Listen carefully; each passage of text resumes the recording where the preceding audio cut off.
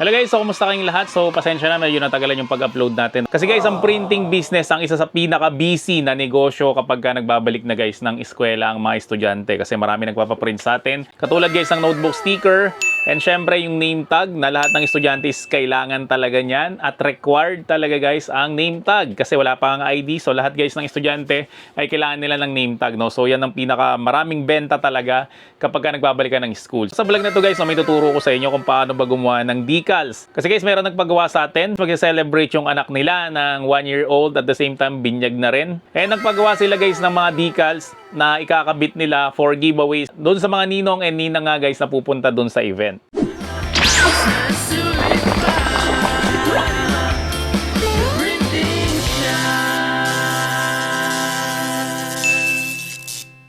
Tuturuan ko muna kayo kung paano mag-layout ng mga lettering.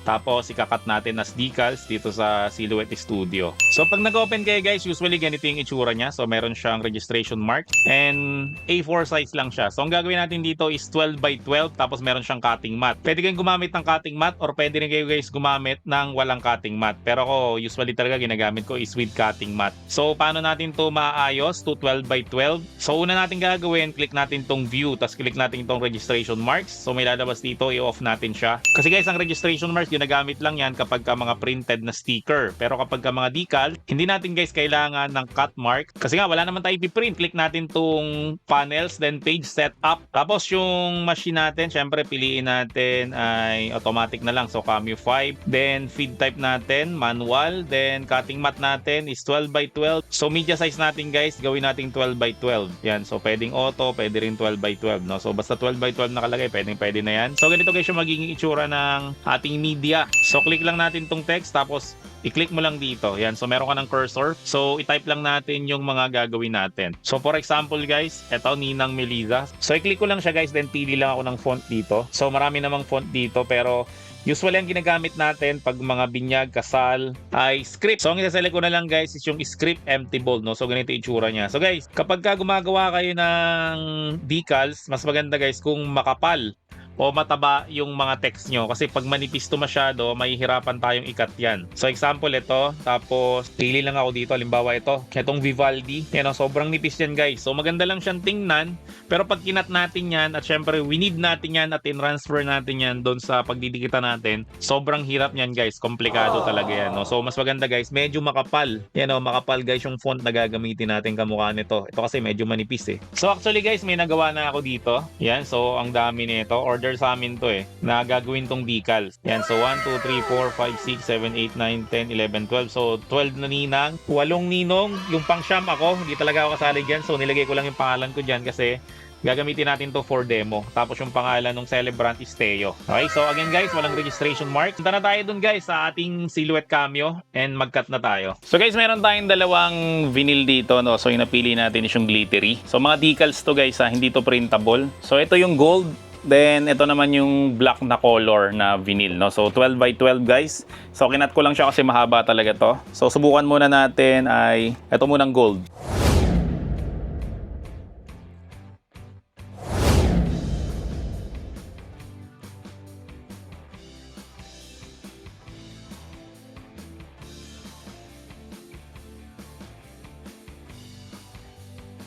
So ito na yung nakat natin. So ito yung gold, then ito naman yung black. Yan, so yung gold kita natin yung cut, pero yung sa black hindi natin masyado siyang kita. So pakita ko sa inyo guys yung isang settings na ginawa ko. Dito is ang blade depth is 2, yung passes is 2. Tapos force is 33, then yung speed is 30. Yan, so ganito yung nangyari sa kanya guys. So yan o, nasira-sira yung iba. Okay no, so hindi effective guys yung passes na 2. Then ito naman dalawang to, ang ginawa ko dito is halos same rin yung settings natin. Blade depth is 2, pero yung passes natin is 1 lang. Yung force is 33, then yung speed is 30. Yan, so alisin ko lang tong balat natin. Yan o, perfect cut. So hindi siya na die cut, hindi siya tumagos sa likod. So talagang saktong-sakto lang yung pagkakakat natin dito. So nag-aalis kayo nito, medyo i-wiggle-wiggle nyo. Yun.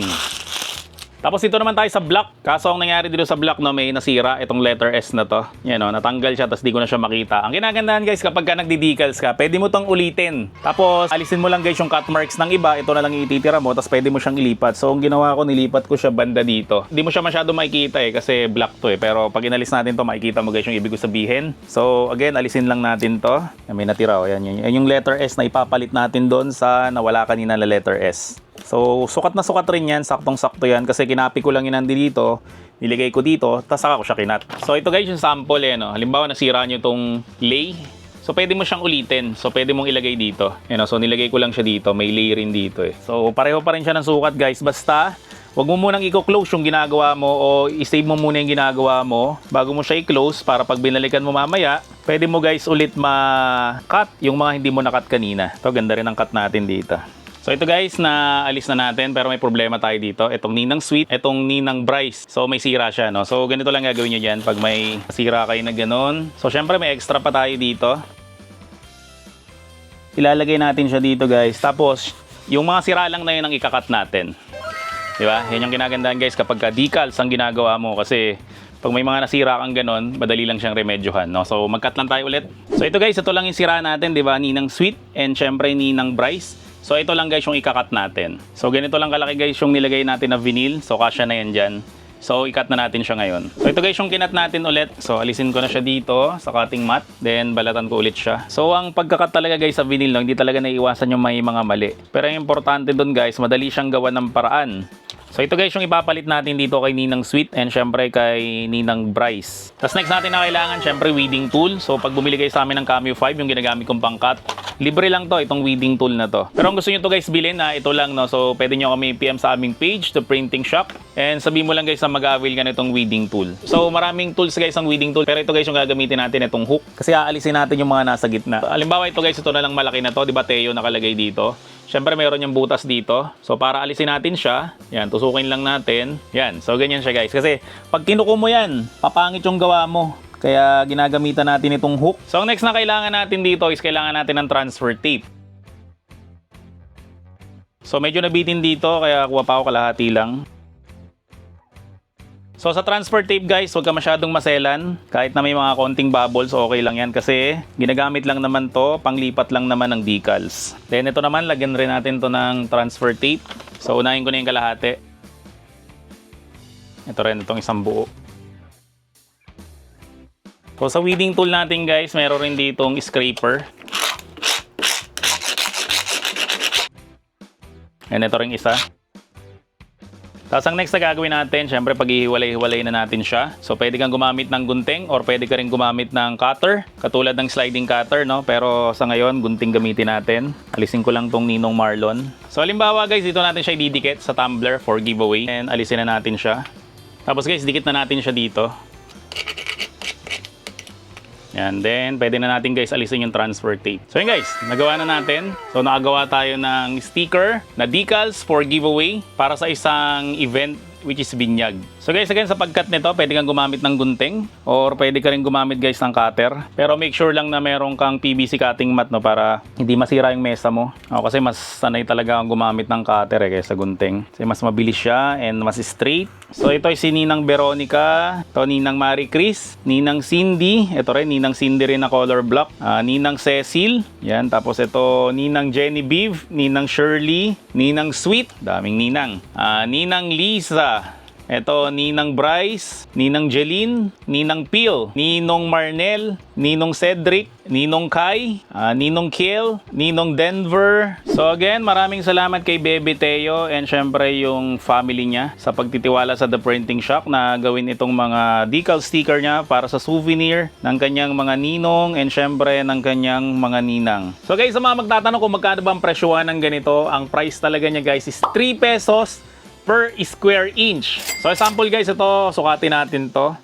2x5 to guys, no? So 5 times 2 equals 10 times 3 pesos ang bawat square inch. So lalabas siya guys na 30 pesos ang ganito lang kaliit. Eh ang dami nitong pinagawa sa ating guys, ayan, no? So ang ginaganda kasi guys ng sticker printing ay marami siyang mga option. Siyempre nga meron dyan yung printed. Tapos ito naman guys yung decals. Tapos ang sticker guys, kapag ka niligay mo yan sa iba't ibang materials, kamukha nitong Sintra board, no? So ang tawag dito is Sintra board na QR code. Pero sa totoo na to guys, sticker lang rin naman to. So matagal ka na guys follower ng aking page, alam mo guys na ang The Printing Shack, ang ginagawa lang talaga namin is sticker lang. So usually ang ginagawa namin is sticker label. Ang ginagandahan ulit guys, pag sticker label ang binibenta mo, ay pwede ka makakuha ng mga negosyante. Kasi guys, yung mga product na kamukha nito ay meron niya mga label.